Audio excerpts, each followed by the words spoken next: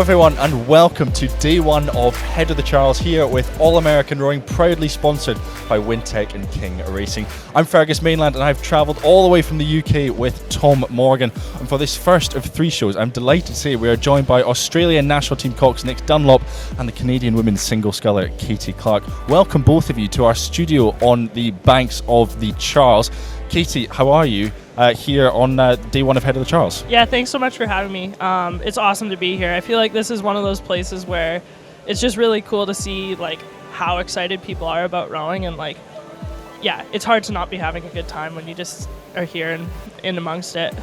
Yeah, absolutely. And Nick, you've had some issues getting here. You've had some travel problems, but most importantly, you're here even if some of your equipment isn't. Yeah, exactly. Had a long flight from Australia and lost a suitcase on the way with some tools and clothes, but I'll get it back. It's all good. So do you even know where you are at this point? No, I mean, the jet lag must be killing No, you. I mean, I slept great last night after a bit of traveling, so yeah, it's good to be rested now. Yeah, and most importantly though, Tom, we're here, we're set up, and we haven't had the travel issues that we had last year. No, it's been a touchwood seamless journey so far. We got here without a hitch, despite US Customs taking a long time to process us. But we're here, delighted to be here on day one of the Head of the Charles for the second year in a row. JRN back in force, and thrilled to have such esteemed company to share the I guess the tent, the sort of studio with. Studio, whatever we've got here. Not to bring behind the curtain, but it is a tent. So yeah, super excited. Yeah, really excited. We're also really excited. We've got an interview we'll be bringing everyone in a few minutes' time with the Harvard Radcliffe head coach Claire Ochal to talk how their season is going. But let's talk about how your seasons have been, because it's been a long season. It's been a long season. Both of you were out at the World Championships in Shanghai, which was just a couple of weeks ago now, wasn't it? But here you are, you're back, ready to go racing at the Head of the Charles. And Nick, let's start with you first of all. How was hot, sweaty Shanghai? Yeah, it was nice. I feel like we were in winter back in Australia, but I'm always a fan of the heat. So we arrived right at the tail end of a heat wave, and those first 2 days we kind of ripped the Band-Aid off and kind of try and stay hydrated, and then it kind of cooled down for a little bit. So it was a nice kind of change of pace for me personally. Yeah. And Katie, what about you? Because Canada, Shanghai, two very different climates, aren't they? Yeah, like I feel like going into it, we knew it was going to be fairly hot.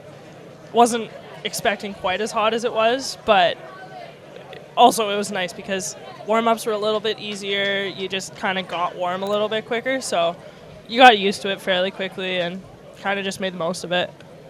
Yeah, absolutely. And you've had an amazing season, Katie. It's been a very historic season for you in the single scull. Winning the B final at the World Championships, that was a great result to end the year off, wasn't it? Yeah, I was excited about it. Like, I think after the World Cups, I knew that I was in the mix, and I wanted to put myself in the best position to fight for a medal. And I believed that it was possible. So when I ended up in the B final, I was like, there's still so much to play for. Like, I have so much that I can take from this season and kind of build off of. So yeah, like, it's huge, and it's my best senior world champs result, so really can't complain. Talk us through the journey that led to being selected for the single. So it was pretty crazy. Like, a year ago, if you had told me that I was going to be Canada's single sculler, I would have told you were crazy. I had kind of gone all in on trying to qualify the double, and it was just one of those things that we were going through trials, and it just wasn't going as fast as the selectors wanted it to go. But I had done well all season, and they're like, let's send you to the World Cups, see what happens, give you a learning experience, and then you can bring it back to the crew boats. I ended up doing better than they expected, and it was one of those things where, like, hey, like, we can see what happens, and you go have your experience, and then next year will be what it'll be, but let's keep this rolling, and I'm so grateful that I got to kind of see that project through a little bit. Yeah, certainly. And Nick, you've had a fascinating season as well. All sorts of lineup changes and things going on in the Australian team. Obviously a great win at Henley thrown into the mix as well with the Grand Challenge Cup. What's it been like from your side of things? Yeah, it's been a kind of chaotic couple months. So finished up at the University of Washington, started this year, and 36 hours after IRAs, I was on a plane over to Italy for World Cup 1, and similar to most of the boat, we'd all kind of finished up at various colleges and thrown into the mix week of, and and put out a all right first race at World Cup 1, and then had more people, kind of reinforcements coming in to join us, and put together a new lineup for World Cup 2, and that went well. And then we combined with the straight for Henley, and obviously had a good win there, which was lots of fun. But another one of those kind of third mixed lineup on the trot, and it was I mean, at that point I was used to it, but it was good fun. And then went back to Australia, and then we're selecting the boat for World Champs from then on. So yeah, lots of different crews, which was good fun, had its challenges, and lots of good learnings just being in boats with various people. But it's just kind of been non-stop. So it's yeah, had a few weeks of downtime now, but it's yeah, nice to be back around some boats. Yeah. Let's, Bless you, Katie, first of all. Let's step back for a moment. For those who ever listen to our podcast, they know that I like to talk about Henley. Your words were that was a good win and lots of fun. Expand upon that a little bit. Yeah, I won't downplay it. It was yeah, it's kind of something you always dream about, winning at Henley, and it almost, don't want to say it sprung up on me a bit, but it kind of really didn't land that we were racing in the ground, let alone had a chance to go out there and win it until we arrived. And we yeah, flew straight there from Lucerne, and boats arrived a day late, and we're kind of hopping in the boat, and obviously the coaches can't follow you, so I'm thrown out there, and it's luckily I'd been before, so kind of knew what to expect, but a lot of the guys in the boat hadn't raced at Henley or been as a spectator, so kind of new experience for a lot of us. And we had a couple days to train the boat, kind of battling through all the chaos and crowd and wash, and so that was, it just kind of found the fun in it. Didn't take ourselves too seriously.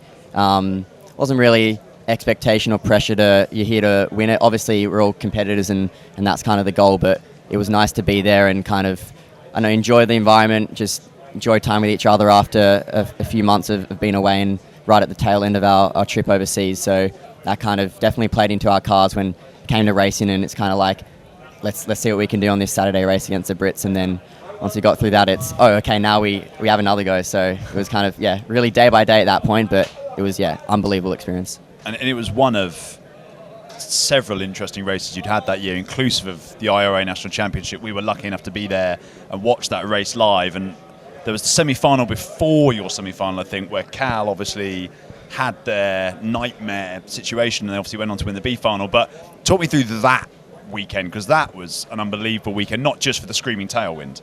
Yeah, it lots of curveballs thrown at us. We travelled to the East Coast the week of, so we get a few days to acclimatise to some warm weather and the time zone. So we were training at a separate location, and then when we moved to the course, we arrived and we heard about all these boats losing their fins and knocking off rudders and all this debris in the water from the rain, and it was windy and stormy and nothing that we weren't used to in Seattle, but it was kind of, you plan for it but you don't expect it. So we got there, and I remember that week I'd also unfortunately hit a log and lost the fin a few days prior, so already playing in the back of my mind that we're hearing rumours about these colleges losing fins, and this boat lost 2 fins, and so that was kind of my focus, not to lose the fin. And then the wind just really picked up over those next few days, and with our semi-final, I was in the second semi-final for the Varsity 8, and Brown lost their fin, so we got delayed by 40 minutes, which we didn't know it was going to be 40 minutes, and it's one of those where kind of ball fell in my court to keep everyone warm, not tire them out, keep everyone happy, and kind of just excited to go and not dreading a wait or how long is it, or kind of just keep spirits high. So I think that was a unique experience, but we handled that well. And then we crossed the line 40 minutes after the race and hear about what happened in the previous semi-final, and it's you kind of don't believe it at first, but it was kind of lots of twists and turns that day. Yeah, absolutely. And Katie, Nick's just talked a lot about a lot of variables and a lot of things going on, but obviously in an 8 or in the bigger boats, there's a lot of people you can deal with that with. I mean, how have you found adjusting to life in the single scull and very much charging against the rest of the world by yourself? So it's one of those things I didn't quite realize I would like it as much as I did. Like, getting on the start line, I know that I have done everything in my power to be ready to race, and I really like that. It brings me a lot of, I think I like control is the big thing. But it's also one of those things where you kind of lean into the people around you a little bit more, and it's like my successes aren't just my successes, it's like the group around me. Like this summer I was super lucky to have a couple of my teammates who hadn't made boats for world champs but were still training with me and pushing me. And it's like, when I do well, it's because of the people back home pushing me forward. And I feel like it has been one of those experiences of just really reminding myself of that, which has been really, really special. Yeah. And, just before we came on air and started recording, we were talking about some of the great Canadian scullers that have come before you. How important is it to have names like that you can live up to and try and replicate, but also, I suppose, make your own name for it? But have you had any advice or any tips from scullers who have come before you in this event? Yeah, so it's really cool. I was lucky enough last year to race in the quad with Carling Seaman, who, growing up rowing, she was like the name of Canadian rowing, not even just sculling, rowing. And to, first of all, have the opportunity to spend time with her and like get to know her was really special. And then when things were kind of looking like I was going to be selected into the single, I phoned her and I was like, dude, like, what do you think? And she's like, go do it. You're going to learn so much about yourself, and like, why not go have this opportunity? And I just remember I got a text from her, I think like 2 days before the World Cup in Varese, and she's like, when you're sitting on that start line, you're going to feel like you're going to shit your pants. But just remember, everyone else on that start line is also going to feel that way. And like, it was one of those things where, yeah, it was just a really good reminder that everyone gets nervous, and it's how you deal with that and showing up and being your best. So yeah, I feel really lucky to have people like that in my corner. Well, Nick and Katie have, of course, been racing out at the World Championships, but here they are a couple of weeks later at the Head of the Charles. And who else is racing ahead of the Charles? That is, of course, Harvard Radcliffe.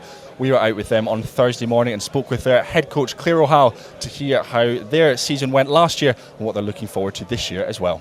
I think spirits are really high. I think across the whole team, we're racing 4 8s. So we're racing 2 Club 8s on Saturday and 2 Champ 8s on Sunday, which is the most boats we've raced at the Charles. So it's fun to have basically the whole team out there racing. And especially this year, just wanted to provide that opportunity to everybody, it being our home course. And actually, we don't have any home races this upcoming spring, so I think it makes it that much more special to have everybody out there racing on their home course right by Wells. So yeah, spirits are really high. I think everyone's been doing really good work and rowing quite well. I think like we've made some big jumps there, just technically rowing across the board. So I think people are feeling pretty good and excited to go out and race other people.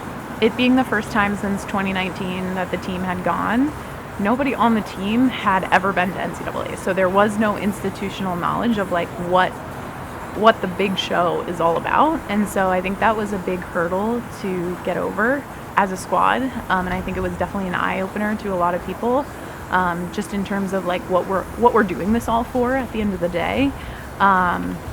It was really exciting, and I think we talked a lot about sort of hitting the ground running or hitting the water going, right? When we got back to school starting this fall. And I really think that we did that quite well. Our first years are awesome. They bring a ton of energy. They bring a ton of skill, and they bring a lot of speed. So all those things combined like make for really great teammates. So I just see them having done some already great stuff for the team. And then I just think like we have a great group of seniors who I think really want to leave their legacy on this place, which is pretty special. I think since they came in as freshmen, they've had their eyes on making the program faster, and like that's why they came here, and they've really successfully done that. So I think they're leading that charge. And then our juniors and sophomores bring just a lot of like energy, a lot of enthusiasm. I feel like they're good connectors between the two. They bring a lot of speed, they bring a lot of competition. But yeah, so I think hitting the ground running this fall, like we've done that more so than I even thought we could start doing. I think every year we get going in the fall, the team just surprises me in a great way of just like how committed they are to doing what we talk about in terms of our goals, which is really fun, really exciting that they're kind of driving it. I also think to just a huge shout out to like our alums and all the support that we have here at Harvard Radcliffe. because we started this fall probably in the best position we've been in just from a boat standpoint. So we really have everything. We've gotten to a point now with our fleet that we have everything we need to do what we want to do. So, we've got this awesome Coors fleet. We'll be dedicating some of those boats this weekend. And then we have an awesome pairs fleet. We have 4 new singles. We have 2 new 8s that we got last year. So just like a real upgraded fleet that just allows the team to do the work, right? So I think that's an important piece. It's not the boats that win the races necessarily, of course, but it sure is great to have them. So, yeah. We did a goal setting session as a squad, and we let the captains run it. I think we have some great leadership on the squad, and we let them run the goals this year. And so the team really set the goals, which are to be in that top 10 at NCAAs, so obviously get back to NCAAs, to get on the podium at Ivies, which is a pretty tough thing to do. We've got some great competitors in the Ivy League, and to just keep moving the needle, I think, is the main thing. I think it's cool to watch the goals evolve, though, over the course of these 3 years, which at the end of the day is quite a short amount of time. The needle has moved almost completely to the other side, which feels really special. So I think the reach goal would be top 8, top 6. The kind of the primary goal is top 10, so take that step from 13th to 10th, which with our team, I think we could do that. I think we got the people to do it. So just got to do a lot of things right. Yeah. Wonderful to hear from Claire Ochal, and good luck to all of the Harvard Radcliffe boats who are racing this weekend. 4 boats racing, the most they've had in a very long time, so good luck to all of them. Now, both of you are racing this weekend in the single scull and across a couple of 8s as well. Katie, let's start with the single scull first of all. What a field that is going to be racing in this championship single sculls event. How are you feeling ahead of it? I mean, I'm pretty excited. It's cool to be able to line up with so many legends at not a World Cup. Yeah, I'm super excited. When I saw all the entries, I was like, this is going to be a good race, which I'm so lucky that I get to be a part of. Look, you're a JRN rider as well as a very decorated on-water athlete. Let's put our JRN hats on for the moment. Do you back yourself? Yeah, I think I have a good shot. I know that there's a lot of top scullers. I think there's people who have really, really storied resumes over 2K. Not a ton of them have raced on the Charles before, so I'm hoping that my lines will help me a little bit and see what happens on the day. But no, I belong here. And one other question then. I know it's single sculling mentality is very much focus on your own boat. You can only influence what you influence. But if there was another sculler that you've got your eye on, from an excitement perspective or from a competition perspective, who in that field are you thinking, I'm excited to go up against them? I mean, I still haven't gone to race Caroline Florine. She wasn't at the World Championships and she wasn't at the World Cups. She had a really exciting last quadrennial and obviously is really good single sculler. So obviously I'm excited to race against her. And then obviously Fiona has had an amazing season. So it's just cool to line up with those people. Yeah. Well, Nick, speaking of cool lineups, I mean, you're coxing 2 Washington alumni boats, one in alumni 8s, but a Washington alum crew is also racing championship 8s because that's the caliber of the alumni that Washington are producing. Which of those boats are you most looking forward to? Oh, I'm going to get in trouble with no matter what I answer here. But no, I'm really looking forward to the Champ 8 on Sunday. So got an alumni boat made up of people who've raced at World Champs in Shanghai. So had a few weeks holiday and good to be back in a boat. So yeah, I'm excited to race that. It was kind of different this year, looking across at the start line in Shanghai and seeing your old teammates, I guess, lining up against them. And now it's nice to come back into the same boat. So yeah, really looking forward to that. And it's probably one for both of you. How much training have your crews done? And I suppose Katie as well. Maybe start with you. How much training have you done since the World Actually, know the answer to Championships? this one. Katie told me yesterday. So I went to Thailand for almost 2 weeks after World Champs. I just needed a break. And then when I went home to Canada for Canadian Thanksgiving, I was like, hey, I need to train a little bit. But yeah, I have rowed 4 times now since the final at World Champs. Brilliant. Including this morning. Yes, yes. And Nick, what about your cruise? Because we know there can be a lot of competition goes into Alumni 8's selection. What's it been like for these 2 boats? So the Alumni 8 on Saturday in the Alumni 8 category, the row to the start line will be our first row as a unit.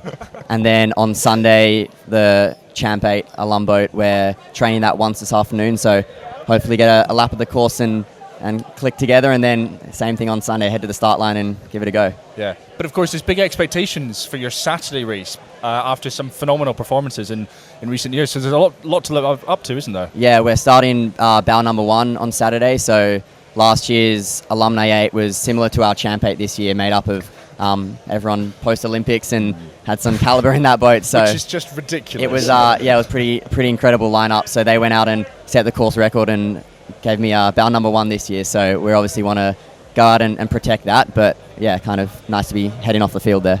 From a coxing perspective, it's a hard one to get your mouth around. How critical is bow number 1? I don't think it's a be-all and end-all.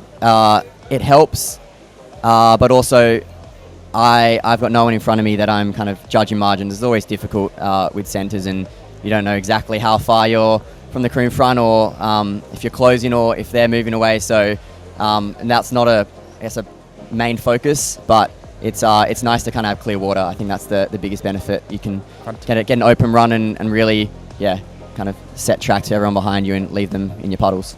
Fantastic. And just finally, very quickly from both of you, some great racing is taking place on the water. What else are you looking forward to about this 60th anniversary of the Head of the Charles? I think it's just cool to get to be here. Everyone gets excited about this, right from youth racing all the way up to Olympic athletes who are here. And it's one of those things where everyone wants to win it. So it's just cool to be here for 60 years of Head of the Charles. Yeah, it's my second time racing. I got to race it last year for the first time, so I'm excited to be back in a boat and on the strings. But it's always an incredible atmosphere here, and even the sun's out today, and it's just really nice to see so many people here. Like we just said, from juniors all the way up to masters rowing, and even have an old teammate who's racing with his dad in the father-son race, and so those sort of races are just really cool to see and be able to watch. Like you, we came for the first time last year and were totally overwhelmed by the atmosphere and the community, and you probably won't be able to pick this up on our audio, but it sounds like a 737 is spooling up next door. It's just the sound of some RP3s getting fired up by some kids. So it's an amazing sort of engagement they have going on here, and I think from our perspective as well, we just love being here, and obviously seeing athletes of your caliber is phenomenal, but just seeing you go out, have fun on that course, it's going to be a fantastic weekend. Yeah. It certainly is. There is so much to look forward to. Nick, Katie, thank you so much for joining us on day 1 of All-American Rowing here at the Head of the Charles Regatta. There is so much to look forward to. We've had Masters racing already today, and then 2 full days to come on Saturday and Sunday. A huge thank you, as always, to Wintec and King for sponsoring this show and sponsoring All-American Rowing through 2025. We will be back for episode 2 on the banks of the Head of the Charles tomorrow.